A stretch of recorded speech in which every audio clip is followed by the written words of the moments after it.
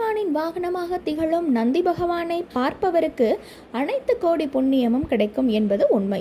அதைவிட ரொம்ப உண்மை என்ன தெரியுமா? நந்தி பகவானின் திருமணத்தை பார்ப்பவங்களுக்கு கல்யாணம் கண்டிப்பாக நடைபெறும் என்பது ஒரு வரலாறு. என்ன ஒரு புதிய தகவல்னு வியக்கிறீங்களா? உண்மைதாங்க. திருமலப்பாடி வைத்தியநாத கோயில்ல இந்த நந்தி பகவானுக்கு பங்குனி மாதத்தன்று புனர்பூச நட்சத்திரத்தில் திருமணம் நடைபெறுகிறது.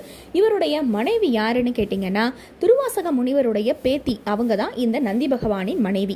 இந்த திருமண கோலத்தை நாம பார்க்கும் பொழுது கண்டிப்பா எவ்வளவு பரிகாரங்கள் செய்தாலும் திருமணமாகாத நிலையில் இருக்கக்கூடிய ஆண்களுக்கும் பெண்களுக்கும் கட்டாயமா திருமணம் ஆகும்.